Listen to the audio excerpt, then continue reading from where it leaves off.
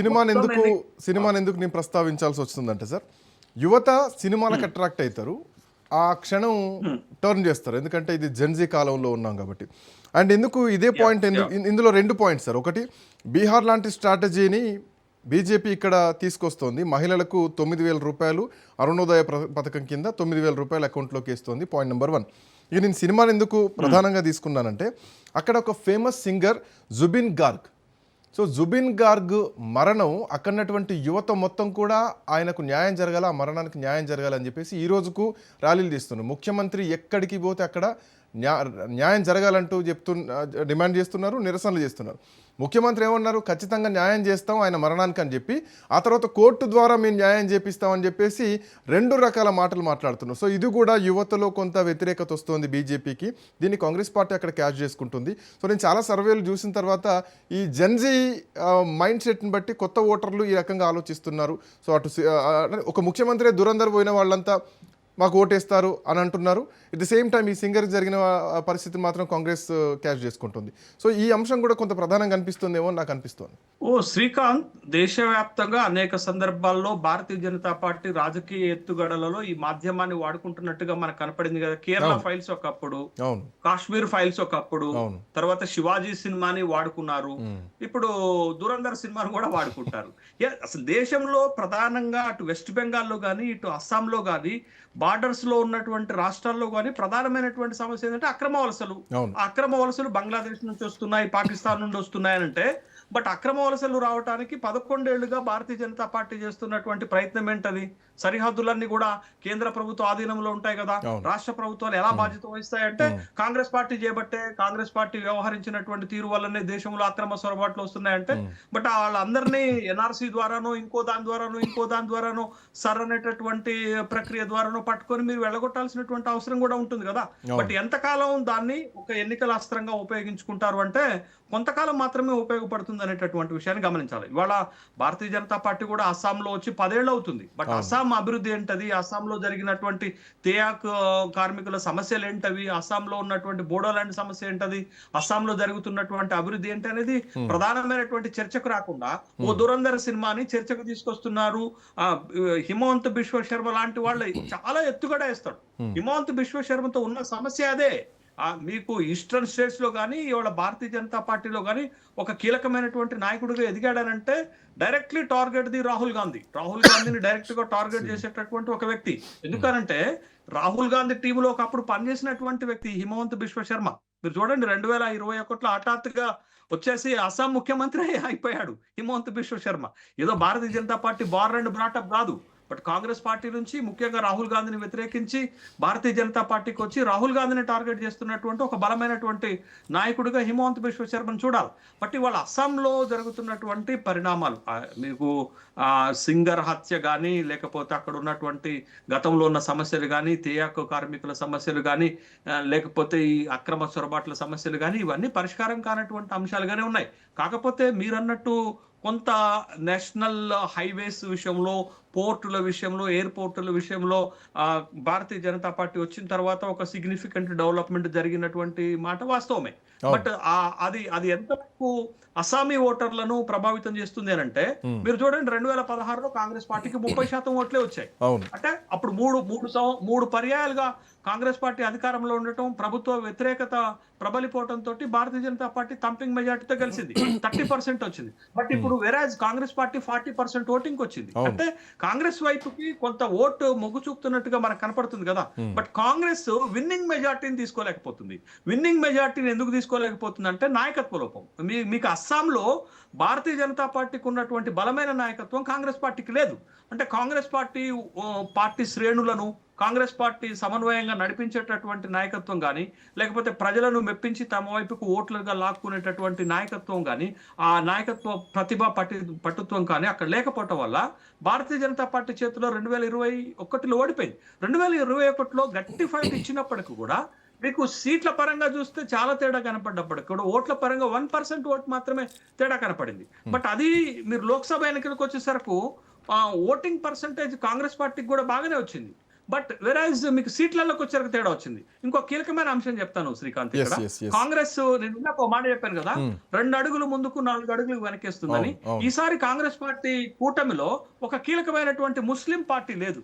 ఆ పార్టీ కూడా 10 నుండి 14% ఓట్లు ఉన్నాయి ఇక్కడ. ఆ పార్టీ ఏఐయుడిఎఫ్, బద్రుద్దీన్ అజ్మల్ నేతృత్వంలో ఉన్నటువంటి ఏఐయుడిఎఫ్ గత 3 ఎన్నికల్లో ఒక బలమైనటువంటి పార్టీగా ఇక్కడ ఎదిగింది. బట్ ఆ పార్టీ తోటి ఈసారి కాంగ్రెస్ పొత్తు పెట్టుకోలేదు. గత 2021 ఎన్నికల్లో హిందూ వర్సెస్ ముస్లిం లాంటి పరిస్థితి ఏమన్నా కనిపిస్తుంది. ఎందుకంటే మియాన్ ముస్లింలకు మేము వ్యతిరేకం అని చెప్పి గతంలో హిమంత బిశ్వ శర్మ ఒక కీలకమైనటువంటి కామెంట్ చేశారు. మియాన్ ముస్లిం మీన్స్ నథింగ్ బట్ బంగ్లాదేశ్ నుంచి బ్రిటిష్ కాలంలో వచ్చి స్థిరపడ్డటువంటి ముస్లింలు ఎవరైతే ఉన్నారో వాళ్ళకి వ్యతిరేకంగా. సో ఇక్కడ పాయింట్ ఏంటంటే ఇప్పుడు మళ్ళీ ముస్లింలకు సంబంధించి ఆయన ఏమంటున్నారంటే మాకు ముస్లింలతో ఏం ప్రాబ్లం, వాళ్ళు కూడా మా వాళ్ళే, ఇదంతా లౌకిక దేశం అని చెప్పేసి మళ్ళీ మాట మార్చిన సిద్ధాంతం కూడా కనిపిస్తుంది. సో ఎట్లా చూడొచ్చు, సర్ప్రక్షాళన జరిగిందనుకోవాలా, ఆ ఓటర్లు ఉన్నారనుకోవాలా, ముస్లిం వర్సెస్ హిందూ లాంటి పోలరైజేషన్ నడుస్తుంది ఇక్కడ? ఇప్పుడు శ్రీకాంత్, సర్ అనేది స్పెషల్ ఇంటెన్సివ్ రివిజన్ అనేది వాళ్ళ పౌరసత్వాన్ని లేకపోతే వాళ్ళ స్థానికతను నిర్ధారించేటటువంటి ప్రక్రియ కాదది.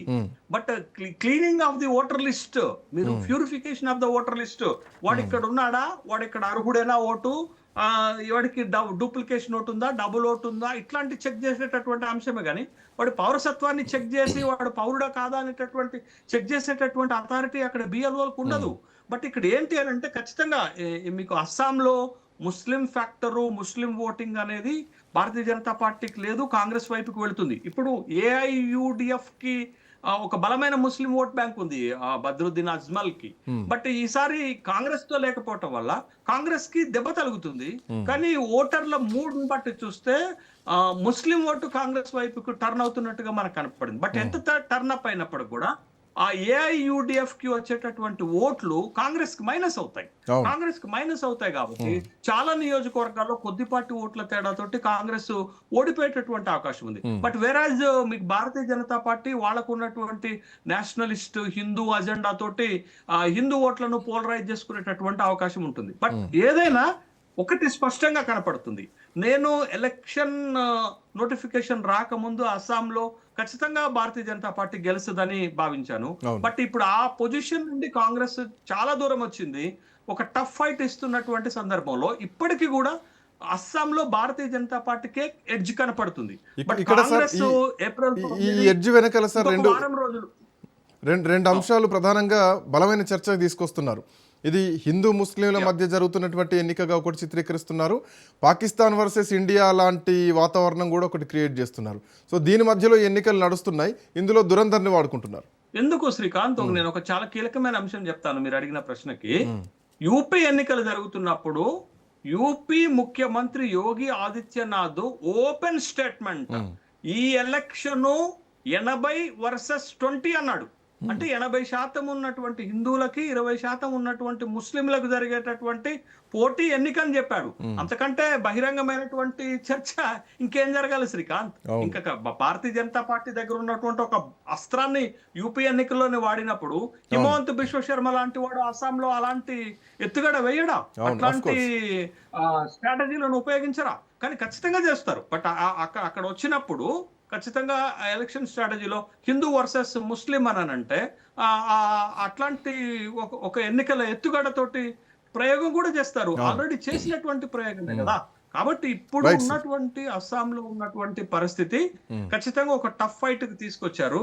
బట్ కాంగ్రెస్ ఎంతవరకు నిలబడగలుగుతుంది, ఎంత మేరకు విజయం సాధించగలుగుతుంది అనేది ఒక సందేహం. అయితే ఒక్కటి మాత్రం నిజం, అస్సాంలో కాంగ్రెస్ గెలిస్తే కాంగ్రెస్ కి ఒక రాజకీయంగా ఒక మైలేజ్ వస్తుంది, కాంగ్రెస్ శ్రేణుల్లో ఆత్మస్థైర్యం పెరుగుతుంది, దేశవ్యాప్తంగా కాంగ్రెస్ పార్టీకి ఒక గుడ్ సైన్ వస్తుంది. బట్ ఆ అవకాశాన్ని కాంగ్రెస్ ఉపయోగించుకుంటుందా అంటే అనేక సందర్భాలలో తనకున్న అవకాశాలను కూడా వదిలివేసిన కాంగ్రెస్ పార్టీ బట్ ఇక్కడ అవకాశాన్ని ఉపయోగించుకుంటుందా అంటే $1 మిలియన్ క్వశ్చన్. మీకు కేరళలోనే కొంత ఎడ్జ్ కనపడుతుంది. బట్ కేరళ గెలిస్తే చాలనుకుంటుందేమో కాంగ్రెస్ పార్టీ. ఎందుకంటే కనీసం హోప్ ఉన్నది అక్కడే కదా సార్, అట్లీస్ట్ కొంత హోప్ ఉంది అక్కడ కదా. అమిత్ షా ఆకాంక్ష నెరవేరదు కదా. కాంగ్రెస్ ముక్త భారత్ అంటే మేము కేరళలో అధికారంలో ఉన్నామని చెప్పుకోవడానికి మిగులుతుందని కాంగ్రెస్ పార్టీ భావిస్తుందేమో. కానీ ఒకటి, అస్సాం లాంటి ఒక కీలకమైనటువంటి ఒక స్ట్రాటజిక్ స్టేట్ లో గనక కాంగ్రెస్ పార్టీ అడ్వాంటేజ్ తీసుకోగలిగితే అది భారతీయ జనతా పార్టీ స్థైర్యాన్ని దెబ్బతీసినట్టు అవుతుంది, కాంగ్రెస్ పార్టీ శ్రేణుల్లో స్థైర్యాన్ని పెంచినట్టు అవుతుంది, రాజకీయంగా కాంగ్రెస్ పార్టీకి కలిసి వచ్చేటటువంటి అంశం. కాబట్టి Assam is political strategic election.